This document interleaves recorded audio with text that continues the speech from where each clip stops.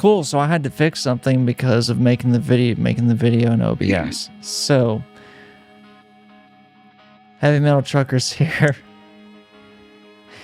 In this video, we're taking a look and taking a review at the latest album from Black Label Society, because whenever I first tried to make this video, I completely forgot to do that first. So, wow. We are going to review Black Label Society's latest album, Engines of Demolition. Yeah, Engines of Demolition. Yeah, we'll go with that one. So, what the fuck did you guys think of the latest from Black Label Society? So, I discovered Black Label Society 25 plus years ago. You old as dirt, motherfucker. I'm sorry. I know, I really am. Seen him live at Ozfest. It's been a long time though. Obviously. Yeah. They played Ozfest a lot because, obviously with Zach's ties to Ozzy, it makes sense. He was playing guitar for them, so. Exactly. That's, my point. Yeah. So, but anywho, I was never, at least when I was younger, I was never really a fan of Black Label. I didn't hate them or nothing. I don't know. They just never really were a band that I gravitated towards. So this is the first time I've ever actually listened to an entire album of theirs. Before then, a handful of songs here and there. Plus, and then of course what I heard when I saw them live, which live, they were good. I had no complaints about their live show. But so going into this album, I mean, I roughly kind of knew what I was going to hear, but not entirely. We had covered one or two of their songs already, I think, on the channel. One, okay. And I remember I quite enjoyed it. So I was hopeful going into this. Give me and just a moment. Sorry, just 1, 2. Okay. No, okay. I was doing that correctly. I just wanted to make sure before we got heavily into this. All right, you're good. And I'm sitting here, I'm looking at the track listing, but it also shows me some of the other reviews, and it looks like this album's kind of got some mixed reviews, which kind of surprises me, honestly. Okay. Because interesting. Huh? Because for the most part, huh? I was gonna say go on ahead. I'm gonna save that for my part. Because for the most part, I actually really enjoyed this album. I don't know if it's just because my taste has changed as I've gotten older, which probably is part of it. Yes. No doubt. Probably. I really enjoyed the older. No wonder. Yeah. No, don't remind me. I really, compared to everybody else in this group, I am. But anyway, I really enjoyed the old school feel of it. I enjoyed the vocals. I enjoyed a lot of the riffs. They were good. I enjoyed, just the songs in general. Like for me, I don't know if there was necessarily a bad song on the album. I was able to groove along to all of them. Some of them, they have two or three softer songs on here. Yeah. And I know I really enjoyed 2 out of the 3. There was one that was a little, if I had a weakest song on here, it would be that one, but for the life of me, I couldn't tell you which one it is. As for favorite song, that's hard. Broken and Blind would be up there. Oh, you picked a favorite? Wow, okay, you're doing better than I did. Yeah, it would be up there. There was a lot of good songs for me on this album. Like I said, I thoroughly enjoyed the whole thing. It's almost certainly an album I would probably go back and listen to again. I haven't yet because I literally just listened to the first time 3 or 4 days ago. I think it was Thursday, so 4 days ago. I really enjoyed this album. It to the point where I would say if we did a top 3 albums of the year to this point, it would probably be in there. Holy hell! Yeah, it wouldn't be number 1. I know which one would be number 1 right now. And it's not this one, but it would be up there. Now, by the end of the year, it may not even make it honorable mentions. Who knows? But right now. We don't know what's in store. No, we have no idea. But as of right now, it would probably be there. And I gave this album it's hard because I was debating between two scores, and we normally don't do this since we've gone to the 5 ratings, but I'm gonna fucking do it anyway. I would give it a 4.25 out of 5. Okay. I mean, yes, we have gone to the 5 scale rating, but I mean, if you feel the need to, then by all means go quarters in this, because I mean, there's moments where I feel like it's absolutely necessary. Yeah, this album kind of fell into that for me. Gotcha. And yeah, I mean, I think anybody who's a classic heavy metal guy, especially like the '90s sound and whatnot, you'd really enjoy these guys or this album, I should say. Yeah. For you, sir? Yeah. For me, as per usual on this channel, I discovered. You're kidding. Black Label Society. Really? What? Whoa! Hold the fucking phone. Wow. Are we joking around, or are we actually being dead serious surprised? I'm genuinely surprised. How the fuck have you not? You've been in the South for how goddamn long, and you're just now hearing about them? Like I said, I've been in the South, and everything. But jeez. Well, okay. You forget that I was born into a Southern family, but raised by a Northern family. I forget that fact all the time. So I'm sorry. So there is that. Okay. You're and I was heavily sheltered growing up, so there's that too. Fair enough. I had a friend who didn't know who John Lennon was, and he was in his early 20s. Okay, so, just stop before I freak the fuck out. Yeah. Anyway, go ahead. But yes, no, as per usual, I learned about Black Label Society on this channel. I believe it was with the one that we did give a cover to from this album. I believe was Name and Blood. Yep. Which happens to be my favorite on this album, funnily enough. But yeah, I discovered them whenever we did our review of that single when it released. I honestly don't remember what my review was of that song, but I can give you my review of this album. I think you enjoyed it mostly, and you enjoyed it. I believe I did. But yeah. Yeah, so anyway, getting into the album, first off, I listened to this, like 2 weeks ago, and completely forgot every bit about it. So that's why we're doing this on an off day. I re-listened to this literally about an hour before we started recording. Nice. I wouldn't expect anything less from you. Just so I can give my 2 cents, because originally I'm known for procrastinating and holding off on the like damn a thing. Motherfucker. Holy hell! There have been moments where it's like as soon as he finishes listening to the album, 5 minutes we're into filming. Yeah, exactly. I wouldn't expect nothing less. Exactly. However, I had listened to this album weeks ago when we were told we needed to listen to this, just so I could get the procrastination thing out the way. It doesn't necessarily help. Listening to it the second time to get an idea. Exactly. It doesn't necessarily help because I completely forgot everything. So anyway, welcome to the Heavy Metal Chapters. I now have a fresh perspective. I still believe Name and Blood is my favorite on this album. It was just such a good tune. Enjoyed that one. There was another one that stood out to me, and I cannot for the life of me remember the title of it. I think it was like the 6th or 7th track on the album. I honestly don't remember. We'll go with that. I did enjoy some of the slower pieces on the album. They were pretty fun. Let's see. Did definitely like the entire time listening through the album, both times now that I've re-listened to it and I can remember some of the things I remember I originally wanted to say about it. I do get that like that old school 90s feel, that like early 2000s kind of vibe from this. It almost like I almost caught like bits and pieces of like what would sound like Soundgarden almost. And I'm like, okay, I could see this. That's what I'm saying.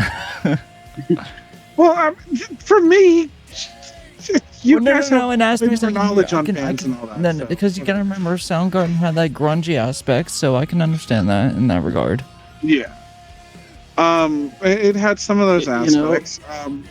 There's a when Pincushion was really doing a lot of his I don't know, his engineering stuff and just mixing different songs and all that crap. There was a particular song that there was a particular track that he would send on repeat to me every week. Hold up, with a new update to it. All Hands Lost, Hammer Down. I apologize. Or no. The first one I did continuously because I could never get it right to my ears was Piece of Me. Okay, That's actually, I'm gonna interject here for a second. Alright. Because it just dawned on me when he said Soundgarden. For some reason, my brain went to Savage Garden, and that's why I was massively confused. Okay. Soundgarden, I actually understand where he's coming from because there were times where Zach actually sounded a little bit like Chris Cornell. Yep. And I'll be able to touch on that later in my part. But anyway, Go ahead. But anyway, the track that that Pincushion would constantly send to me on repeat was "Piece of Me," and I don't remember the name of the group, but there were aspects. Yeah, there were aspects of this album where I kind of almost got vibes from that group as well. I think it was Darker Thoughts. No, it was or something. I don't know. But there were some aspects in this album that I kind of caught from that piece just because I remember listening to it on repeat at this point. So there were some aspects there. That's what it was. Dark Ride. There you go. I'll put an updated mix to that at some point in this so you all can suffer the same way he did for almost a year. Literally every week. Shut up. I'm like, oh, what sounds different this week? The cymbals are a little louder. Yeah, really. But no, there were some aspects in this album that kind of reminded me of them. And they kind of had that like 90s grunge kind of thing going on with them as well. I mean, as far as the album is concerned, I mean, it's not one that I would necessarily like go and grab off the shelf. But it's not one that I would turn away or like try to turn off if it's on the radio or anything like that. I enjoyed it, but it wasn't necessarily like something I typically would normally listen to. So with that in mind, I did give this a solid 3. Okay. As a rating. I mean, it was pretty good, pretty solid, pretty straightforward. I enjoyed it, but it's like it's just something that I don't typically go to listen to all the time. Gotcha. So he hated it. Awesome. Now my turn. No. Fuck. Send all your hate mail to Pincushion at. Oh, trust me, I'm gonna get some hate mail for this one. Alrighty, now to the thoughts and perspectives from the black metal guy. I say that in the attire that. Let me first explain. I know people that have watched this are like, why the fuck is he in white? Well, I just got done doing yard work, okay? And I didn't feel like changing, so this is what you get. Well, that and white goes good with black, so, hey. Anyways. Quit diverting the fucking conversation, Doppler. Fuck. Also, I may or may not have some color on me because I went to a car show yesterday that was extremely fucking disappointing because everyone wanted to show off Corvettes. Fucking Mopar guys. I mean, what? Sorry. Send me in the comments. Anyway, yeah, it'd be nice to go to the car show that didn't feel like a fucking dealership as well. Anyway. Legitimately. More on that if you want. I'm into car stuff now. Anyways. I first heard about Black Label Society at some point years ago. I don't even fucking remember. I just remember there were multiple instances where I used to go to the guitar store. Yeah, there was a guitar store back in the day. It wasn't just Sweetwater. Imagine that. And inside the store they had the banners showing Zakk Wylde's Bullseye guitars and some of his gear, and it was and I'm like, damn, he looks gruff. Bet they play some gruff stuff. I don't remember what I was listening to at the time. I was probably still on the Van Halen kick back then, but so we're gonna go with that. Wife is messaging me, so I must make sure that everything goes well with that. But no, I had heard about Black Label Society years upon years ago. Knew people that was favorable towards the, we'll say, biker rat rod crowd, that kind of almost your blue collar crowd, we'll say, because that's pretty much, fuck, I'm gonna give so much hate for this, but it's true. The primary audience of Black Label Society is those guys. Gals, I'm not gonna lie. I mean, but that's not to say anything mean or stereotypical. It's just, for the time, mind you, this was observation. Observations from the late 90s. Fuck off. Anyway. Oh, it's true though, and they fed into it big time. Like that. Yes, they do. Thank you. Okay. Now you can attack Doppler as well. Get off my back. But anyways, that's probably why I don't typically go after this type of metal. Send your hate mail to Frosty at the Heavy Metal. But anyways, so I had heard of the group, may have heard some 3-second, 15-second clips of them. I'm like, okay, it's something you might hear in a dive bar somewhere locally, and a bunch of bikers meeting up with a Mountain Dew or a beer and just spending their weekend. Just okay, I was still jamming to Van Halen, so I kind of sort of fit in an aspect, looking very different than I do now, but well, you know what? Anyways, off tangent. But yeah, so this was honestly the first album where I fully listened to what Black Label Society was, and god damn, musically they kick ass. Holy shit, instrumentally, drums are on point, guitars are Zach, you know, Ozzy helped really shape you, and then you took your own venture and you made it your own, and you kind of didn't fucking care what the world was doing at the time. You kept doing your thing. Much love and respect to you, my dude. Much love. And you kept that old school feel. You had the bass fucking cranked. Oh, goddamn, was it nice to hear that kind of thing again. It's been years. But fuck, I feel like Ozzy was your mentor in vocals, because yeah, he did sound a lot like. I was going back and forth between him sound like Ozzy or him sound like Chris Cornell. I know, and it's legitimately. It was that Chris Cornell C-sharp vocal that almost most guys in hard rock tend to go to or want to go to. My guy, you got that nailed, but come on, you have other variations within the dynamics of what you're doing musically to where you can try and get your vocals to go along with that, because the one knock I have on this album is that every goddamn track you did sound the fucking same almost vocally. You had some different variations here and there with what you were doing vocally, with vocal compression, some clean vocals, and then just really belting it out and projecting, which on the basis of what you were doing, it was phenomenal. But it's even hearing your clean stuff for the 5 seconds I did, shut up, you've got a little bit of the range from what I can hear, and maybe you're similar to Joachim from Sabaton, and you mainly stay within a comfortable range, and that's where you feel it solidly. And if that's the case, again, much respect, because I'd rather hear someone that does good in one range rather than sound like oh dear God, another Rangers. But yeah, I heard Name and Blood, and I'm like, god damn, this is good. And then I heard the rest, and I'm like, he really doesn't change all that much vocally, and as far as pitch is concerned, or in lower keys or anything like that. It just stayed the same, and I'm not gonna lie, some of it got to the point where it sounded a little nasally and and to quote Daniel Sloss, like a cheese grater on my fucking ear. But again, all that being said, you're fucking solid in what you do. I just wish you would begin to explore, begin to even, I don't know if you've had vocal training at all, you may not have, and even without it, you're doing damn good.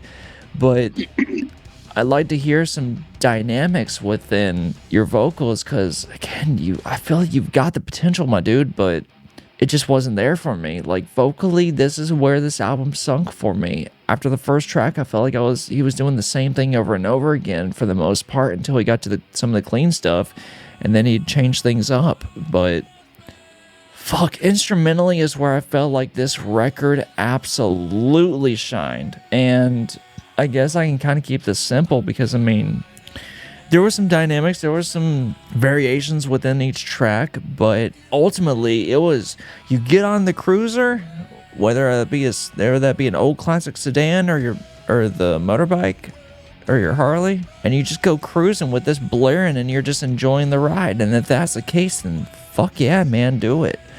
But I got to give this album more of like a 3 out of 5, just because instrumentally I loved it, but vocally they probably could have done this with some tracks vocals and other tracks just instrumentals, and I would have probably actually enjoyed it a little bit more. But then again, that's coming from me, from someone that even within black metal, like, there tends to be, when it comes to black metal, I know what to expect.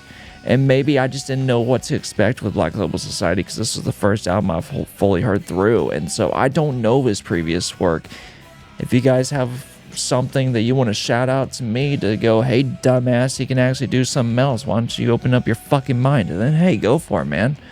Like, I want to be able to not be ignorant of what they've done before and stuff that can actually potentially outshine this. Like, educate me, man. So yeah. Which I completely get where you're coming from with vocally, but like for me, it didn't bother me at all. And I wish I had that kind of thing, but I think as both Doppler and Frosty, Frosty mentioned it here, Doppler has mentioned it before, like, me doing mixing and everything, I feel has honestly ruined my ability to enjoy most of what's out there. It does make it very difficult when you do something musically and then you go to listen to music. It makes it a little bit more difficult for you to kind of enjoy the music that you're trying to listen to, because you've got that musical mindset in the background. I mean, when I was in band, it was difficult for me to listen to classical music because all I would do is pick out all the different instruments and listen to just that part, not the thing entirely, you know? Yeah. Yeah, and I think with his, considering it's a mixing thing to where you actually have, more control over the overall sound, it has more of an effect than if his expertise came more from like song theory or something. So yeah. Well, I mean, because at that point you can look and see, like, this is what I would do differently, and then I'd do this differently. I'd probably turn this down a little. Yeah. So the deal with a mixing engineer, and honestly these days producer and mixer are one and the same almost. I mean, if you take it from Machine, from Lamb of God, like, I know I keep going back to him, but he did something to my knowledge that not a lot of people were doing back in the day, and where he wanted this particular sound, Randy could not get it, or he really believed that this is what it took, and so he made Randy run around the building like 3 or 4 times, and then came back in and just started screaming because he wanted this effect. And so it's like, yeah, as a mixing engineer and producer, you do work with a group to get the best that you can out of them. And so, yes, you do end up making suggestions to change this or change that to where it would potentially fit.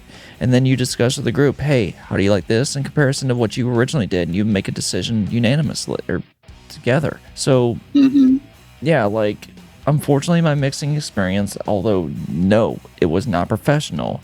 Yes, it was amateur, but still having that knowledge base and having that ear now, even more so than I used to, it has drastically changed the way I hear stuff, and I don't like it sometimes. But anywho, guys, thank you all for watching this. If you were offended, go ahead and say it in the comments. I know what's going to happen, or if maybe you agreed with us, go for it. Or if you have recommendations on stuff that we should actually check out so that we can get a better idea of Black Label Society, then go for that too. But until next time, whether musically, lyrically, or literally, keep rolling heavy.